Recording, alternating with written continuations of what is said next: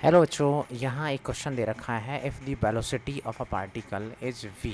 ठीक है, इसकी पार्टिकल की जो वेलोसिटी है वो आपको दे रखी है v, जो कि फंक्शन है टाइम का। ठीक है, a t plus b t square, where a and b are constant, then distance travel by it between 1 second and 2 second जो है वो अपने को निकालना है। चलिएगा इस क्वेश्चन को सॉल्व करते हैं। तो अपने को पता है v इज इक्वल्स टू आप लिखते रहे हैं d s by d t. ठीक है, तो इससे अपने पास क्या हो जाएगा, अगर डी टी को उस तरफ लेके जाते हैं तो आ जाएगा यहाँ पर b d t is equals to d s. अब अपन को क्या करना है, यहाँ पर इंटीग्रेशन कर देते हैं। तो आप यहाँ पर इंटीग्रेशन लगा दीजिए। यहाँ टाइम की लिमिट रखोगे, आपको चाहिए 1 सेकेंड से लेकर के 2 सेकेंड्स के लिए चाहिए, और दूसरा ये डिस्टेंस हो जाएगा अपने पास 0 से लेकर के एस तक के लिए। अब यहाँ पर आप रखेंगे तो v की वैल्यू आप रख दीजिए। v की वैल्यू यहाँ पर है ए टी और प्लस बी टी स्क्वायर। ये इस टाइप से अपने पास जो है वो वैल्यू है v की। इसका इंटीग्रेशन आप करिए विद रिस्पेक्ट टू t। यहाँ पे आ जाएगा ये डी एस का इंटीग्रेशन, दैट इज s। ये आपका हो जाएगा 0 से लेकर के s। अच्छा, अब यहाँ पे इसका इंटीग्रेशन करेंगे तो आ जाएगा, इसका आ जाएगा a t square by 2 plus यहाँ आ जाएगा इसका b t cube divided by 3। I think integration में आपको कोई प्रॉब्लम नहीं आ रही होगी, क्योंकि इंटीग्रेशन जो है वो सिंपल सा आप कर सकते हैं। एक फार्मूला यूज करते हैं और उस फार्मूले का नाम सिंपल सा क्या रहता है, x to the power n। इसका अगर इंटीग्रेशन आप करते हो विद रिस्पेक्ट टू x तो ये हो जाएगा x की पावर n+1 डिवाइडेड बाय होता है ये n+1। ठीक है, तो यहाँ पर आपने इंटीग्रेशन किया। अगर कोई कांस्टेंट यहाँ पे आप ले रहे हो, मान लेते हैं यहाँ पर कोई कांस्टेंट अगर अल्फ़ा कांस्टेंट है तो वो कांस्टेंट यहाँ पे बाहर एज इट इज़ निकल आता है। बस यही फार्मूला अपन ने यहाँ पे लगाया हुआ है। इसकी लिमिट रख देते हैं, यहाँ पे 1 है और यहाँ पर आपके पास ये 2 है, इज इक्वल्स टू आपका एस आ जाएगा। तो यहाँ पे जब अपन अपर लिमिट रखते हैं तो अपर लिमिट रखेंगे तो क्या आ जाएगा आपके पास, ए टी स्क्वायर की जगह पे आ जाएगा 2 का स्क्वायर डिवाइड बाय आ जाएगा 2 प्लस आ जाएगा बी, और टी क्यू की जगह पे फिर आप रखेंगे 2q हो जाएगा डिवाइड बाय आ जाएगा 3। तो ये आपके पास अपर लिमिट से आ गया। माइनस करते हैं, आप लोअर लिमिट रखते हैं, लोअर लिमिट रखिएगा तो लोअर लिमिट है 1, तो आ जाएगा a इंटू 1 का स्क्वायर डिवाइडेड बाय आ जाएगा 2 प्लस यहाँ पे रखेंगे आप b इंटू 1 का क्यू डिवाइडेड बाय आ जाएगा 3। ठीक है, इस टाइप से अपने पर लोअर लिमिट भी रख दी, और ये सब इज इक्वल्स टू में आएगा आपका s। अब यहाँ पे चेक कर लेते हैं अपन कि भाई अपना आंसर सही आ रहा है कि नहीं आ रहा है। ये मतलब यानी कि आंसर में और क्या हो सकता है, तो देखिएगा आप यहाँ से ये एक पावर जो है 2 की इस 2 से कैंसिल आउट हो जाएगी। तो यहाँ आ जाएगा आपके पास ये 2a। फिर आगे अपन देखेंगे तो ये आ जाएगा 8b 2 की पावर 3 यानी कि 8b बाय यहाँ पर हो जाएगा 3।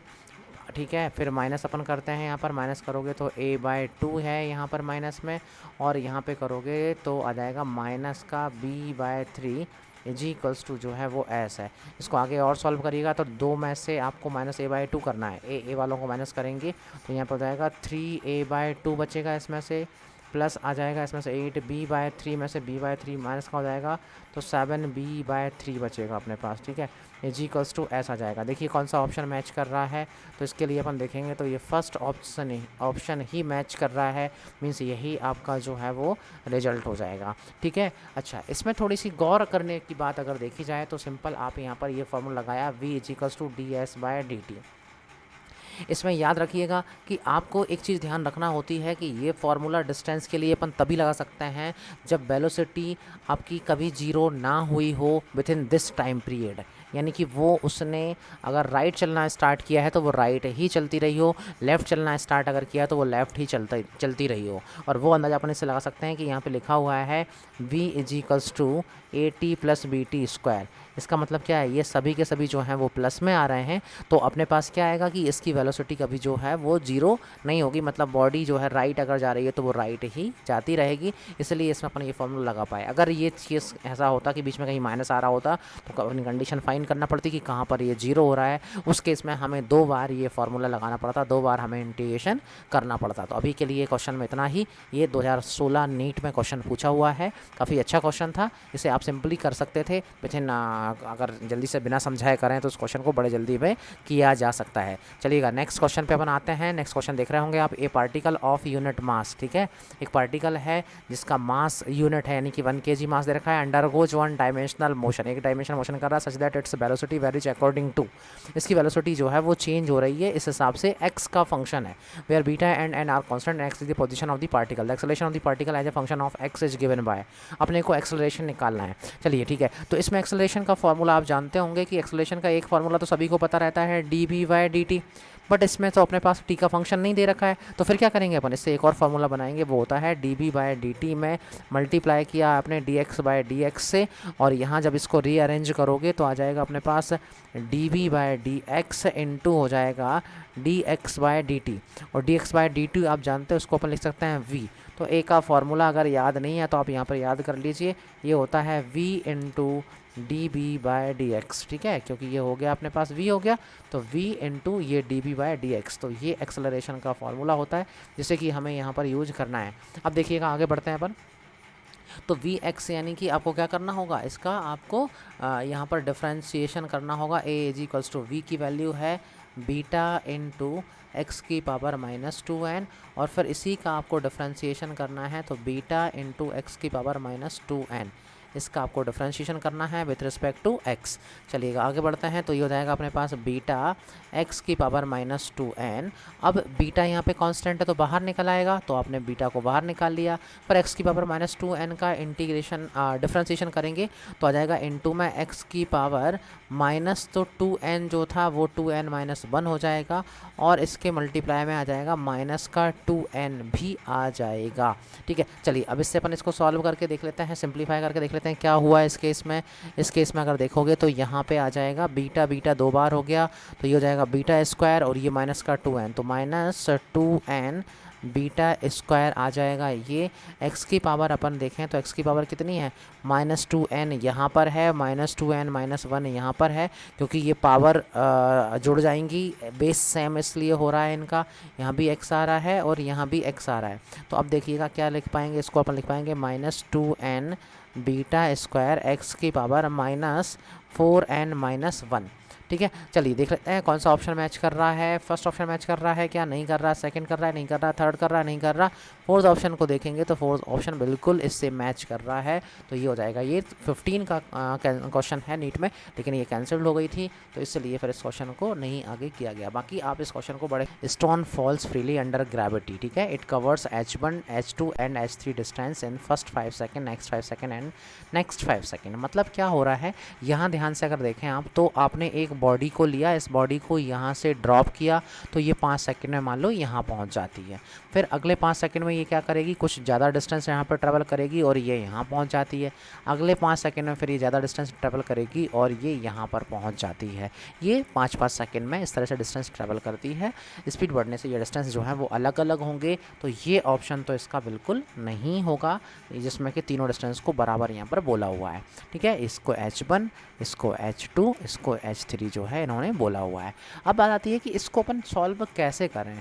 इस क्वेश्चन को अगर आपने सॉल्व किया हुआ है, एक्चुअली ये बेसिक काइनेमेटिक्स का स्टैंडर्ड क्वेश्चन है, और स्टैंडर्ड क्वेश्चन अगर आपने सॉल्व किया हुआ है तो आपको पता होगा कि इस तरह से जो h1, h2, h3 का जो रेशियो होता है, वो रेशियो होता है कितना, वो रेशियो होता है अपने पास 1:3:5 का रेशियो होता है। ठीक है, तो आप इसको देख करके लगा सकते हैं कि जो h1 है वो h2 का 1/3 होगी, h3 का 1/5 होगी, तो उस हिसाब से तो अपना ये ऑप्शन जो है वो करेक्ट हो जाना चाहिए। ठीक है, बिल्कुल, तो ये ऑप्शन इस क्वेश्चन का करेक्ट है। अगर आपने वो क्वेश्चन सॉल्व किया तो आपको कोई दिक्कत नहीं आएगी, आप देखते से इसको मार्क कर लेंगे। इसलिए स्टूडेंट्स प्रैक्टिस अपने लिए इंपॉर्टेंट होती है, बट कोई बात नहीं, अगर आपने नहीं कर रहा है तो यहाँ पर अपने इसको सॉल्व करते हैं। इसको किस तरह से सॉल्व करना है देखिएगा, कि अपने को h1 फाइंड करना है। h1 मतलब यहाँ से लेकर के यहाँ तक का ये डिस्टेंस है, तो इसमें तो सिंपल सा कोई प्रीवियस नहीं है कि भाई पहले से इसको कहाँ से गिराया क्या करा,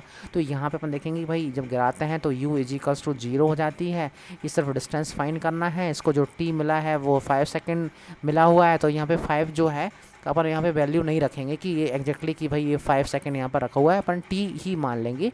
t अपना इंटरवल हो जाएगा जिसमें 5 सेकंड में, तो यहाँ के लिए डिस्टेंस हो जाएगा अपना ये 2t हो जाएगा। यहाँ के लिए अपन टोटल टाइम मान लेंगे ये 3t मान लेंगे। इससे कैलकुलेशन थोड़ी सी सिंपल हो जाएंगी और कुछ नहीं। 5 सेकंड आप रख करके आप सॉल्व करोगे, then also your answer will be correct. ठीक है। अब बात आती है कौन सी इक्वेशन लगाएं यहाँ पर। तो फर्स्ट इक्वेशन तो देखो लगा नहीं सकते, क्योंकि v is equals to u plus a t, अपने को v थोड़ी ना फाइंड करना है, अपने को तो जो है वो s is equals to u t plus half a t square जो है यहाँ पर लगाएंगे। सेकंड इक्वेशन मोशन थर्ड लगा नहीं सकता है, तो अपने यहाँ पे सेकंड इक्वेशन लगा दी। सेकंड इक्वेशन क्या बोलती है, s इजिकल्स टू होता है you t plus half a t square हो जाता है।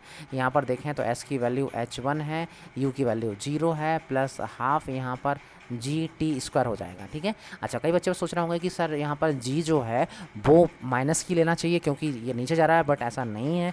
क्यों? क्योंकि आप देखें तो बॉडी नीचे जा रही है और डिस्प्लेसमेंट मतलब कहने का है कि नीचे हो गया, अब जी भी नीचे ही लगता है, दोनों सेम डायरेक्शन में हो रहे हैं, तो दोनों को अपन पॉजिटिव लेकर के चलेंगे, इसलिए यहाँ पर नेगेटिव अपन नहीं लेते हैं। तो आपने h1 इजिकल्स टू लिख दिया हाफ जी टी स्क्वायर।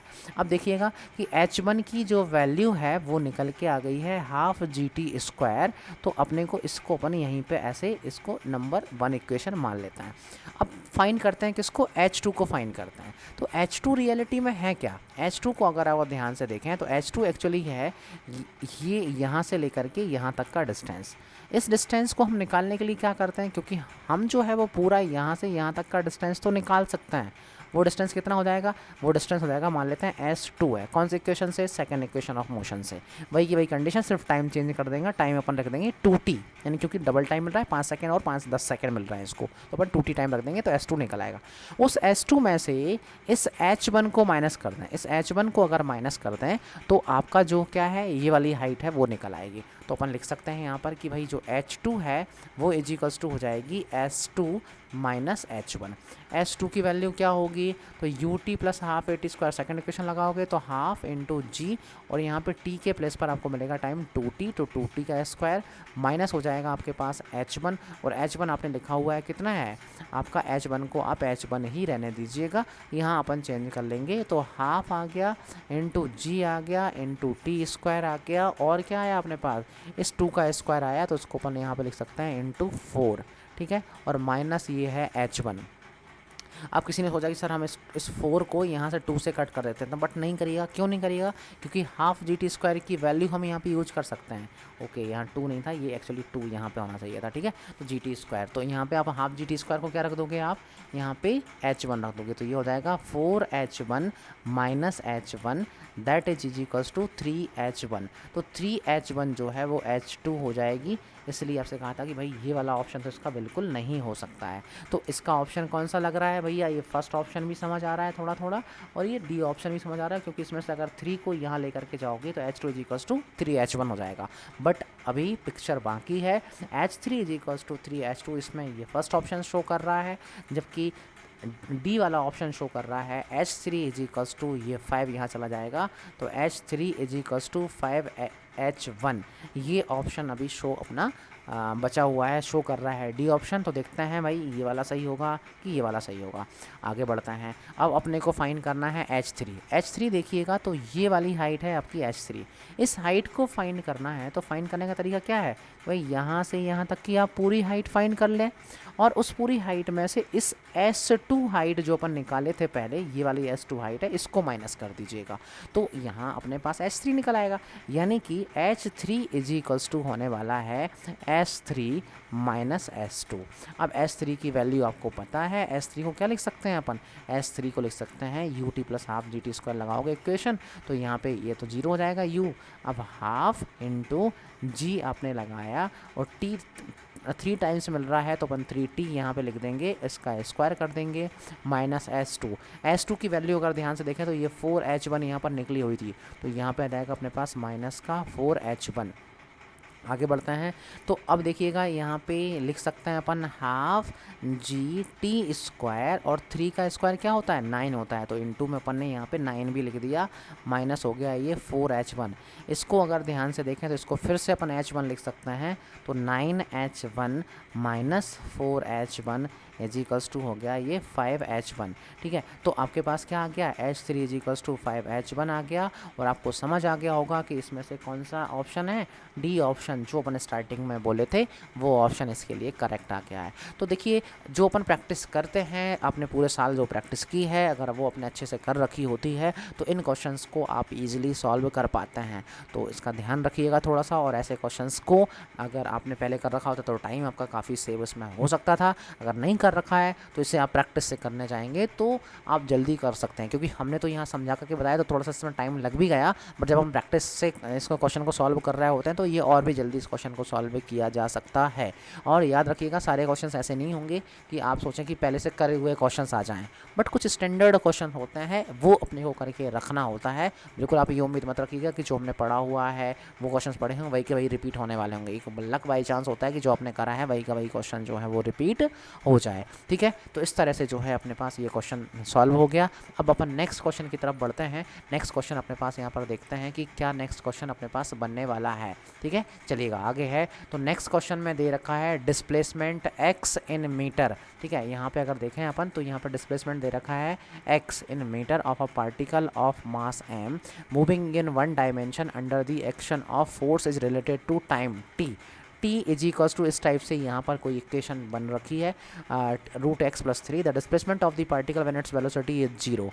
अपने को बताना है डिस्प्लेसमेंट जब इसकी वेलोसिटी क्या हो जाए, जीरो हो जाए, तो वो डिस्प्लेसमेंट क्या होगा वो अपने को यहाँ पर बताना है। तो देखिए, इसको अपन क्वेश्चन को सॉल्व करते हैं। कैसे सॉल्व करेंगे, यहाँ पे अगर ध्यान से देखें तो क्या है आपके पास है, t is equals to root x plus three दे रखा है। तो क्या करें इससे, क्या पहले हम वेलोसिटी निकाल लें? बिल्कुल वेलोसिटी निकाल सकते हैं। वेलोसिटी निकालने के लिए क्या होगा, इसको डिफरेंशिएट कर देंगे। उससे पहले इसे प्रॉपर थोड़ा सा रिजॉल्व अपन कर लेते हैं, या प्रॉपर इसको अरेंज कर लेते हैं, क्योंकि हमें वेलोसिटी निकालने के लिए चाहिए होता है d x by d t. तो पहले हम इसको x का फंक्शन तो बना लें। तो कैसे बनेगा x का फंक्शन ये, तो इसको देखिएगा, आपने लिखा t इज इक्वल्स टू, यहाँ पे लिखा हुआ है रूट एक्स प्लस थ्री।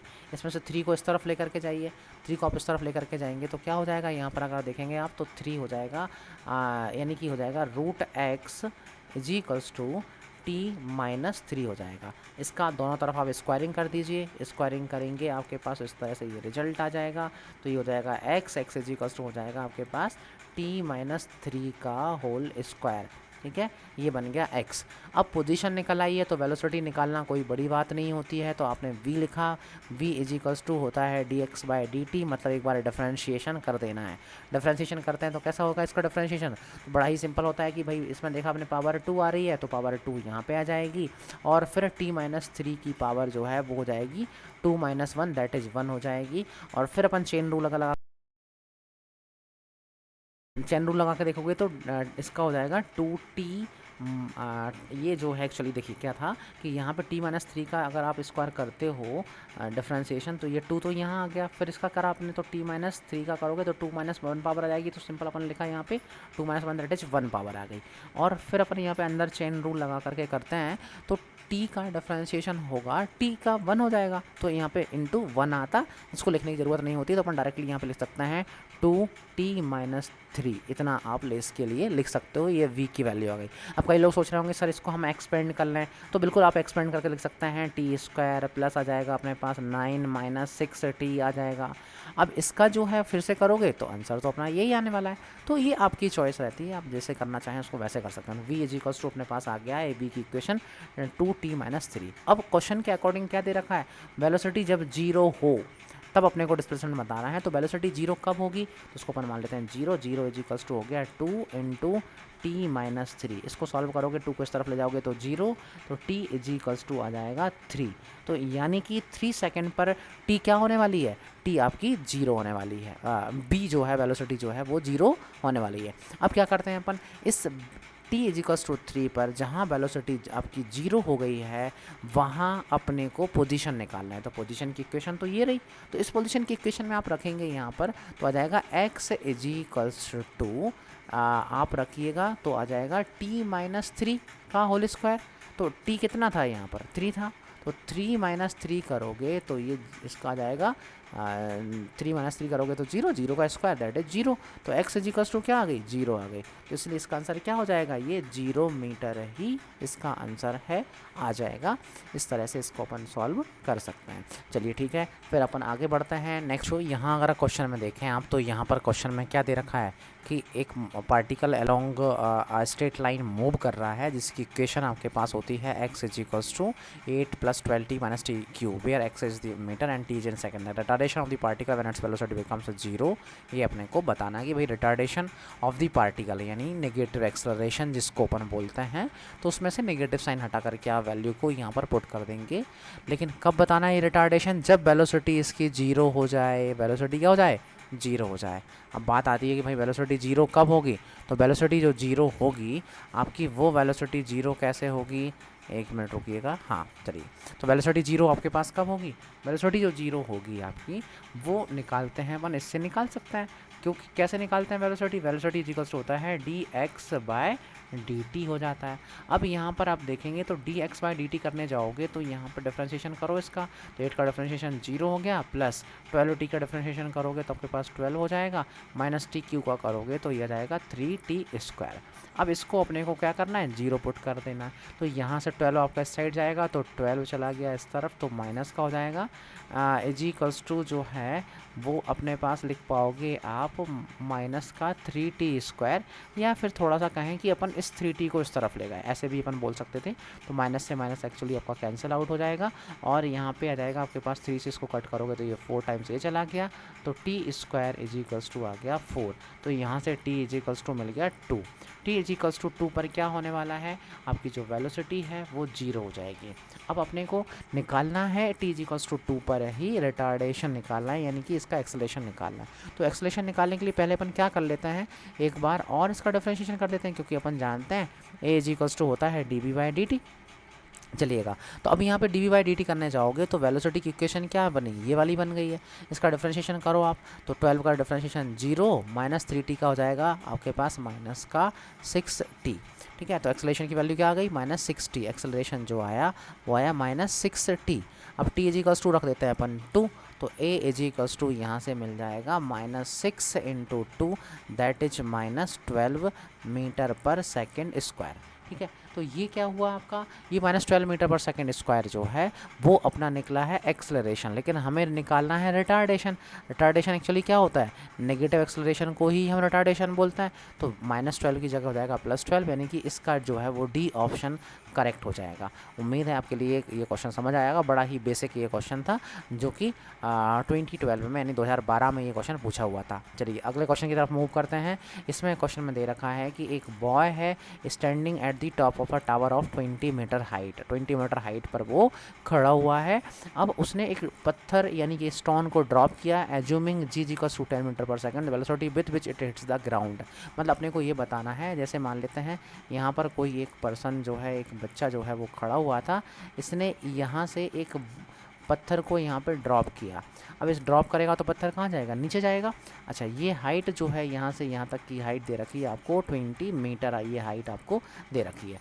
अब आपको पूछा है कि भाई ये कितनी स्पीड से यहाँ पर जा कर के ये हिट करेगा, यहाँ की v की वैल्यू अपने को बताना है। तो देखा जाए तो आप देखिएगा, इसमें कोई खास ऐसा काम मुश्किल नहीं है। सिंपल आपको पता होगा कि एक रिलेशन अपन जानते हैं, सेकेंड इक्वेशन ऑफ मोशन से निकलता है v² - u² = 2as लगाते हैं थर्ड इक्वेशन, तो उसमें से निकल जाएगा अपने पास v², u तो 0 हो जाएगा इसके इसमें, तो v² हो जाएगा 2gh आप लिख सकते हैं।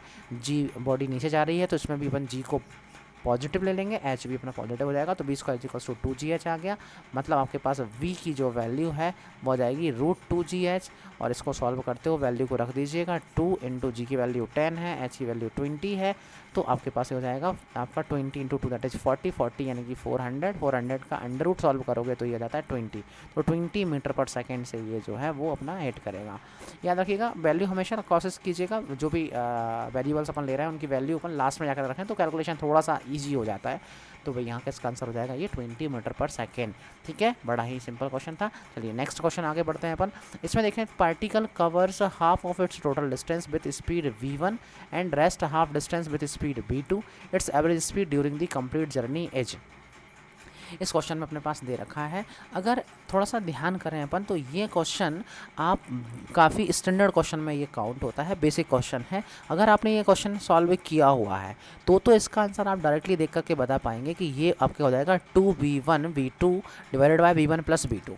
लेकिन अगर ये नहीं किया है तो इसको अपन कर सकते हैं। इसको करने के लिए देखिएगा क्या होता है, यहाँ से यहाँ तक आपकी ये जर्नी थी, मान लो ए से लेकर के बी तक आप जा रहे हो, ये टोटल डिस्टेंस हो गया आपका एक्स। अब इस एक्स डिस्टेंस को आपने क्या किया, दो पार्ट में डिवाइड कर लेते हैं यहाँ पर कि भाई ये डिस्टेंस हो गया x/2, जो कि आपने चला है किस स्पीड से, ये चला है आपने v1 स्पीड से, और अगला वाला जो x/2 डिस्टेंस था ये चला है आपने v2 स्पीड से। निकालना है आपको v एवरेज है, v average is equals to क्या हो जाता है, टोटल डिस्टेंस डिवाइडेड बाय हो जाता है टोटल टाइम। ठीक है, टोटल डिस्टेंस डिवाइडेड बाय हो जाता है टोटल टाइम।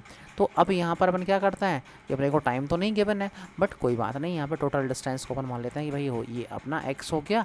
अब टाइम निकालना है तो टोटल टाइम क्या हो जाएगा कि जब आधा हिस्सा आपने ट्रैवल किया उस टाइम का टाइम आप मान सकते हो कि यहाँ पे जो टाइम लगा होगा वो टाइम आपके पास लगा कितना t1, और अगले हिस्से में टाइम लगा आपका t2, तो यहाँ पे टोटल टाइम हो जाएगा t1 प्लस t2 हो जाएगा।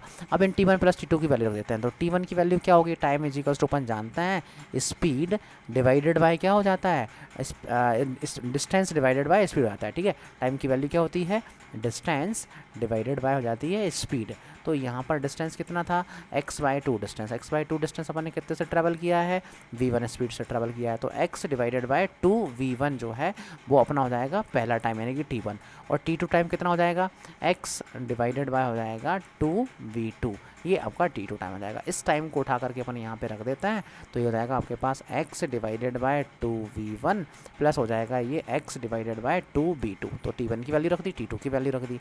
अब क्या करते हैं इसमें से, ये 2v2 है। ठीक है, अब यहाँ पे क्या किया कि अपन ने देखा x/2 नीचे कॉमन आ रहा है, तो ऊपर x हो गया, नीचे आपका x/2 कॉमन आ रहा है, अब बच रहा है 1/v1 प्लस 1/v2 बच रहा है।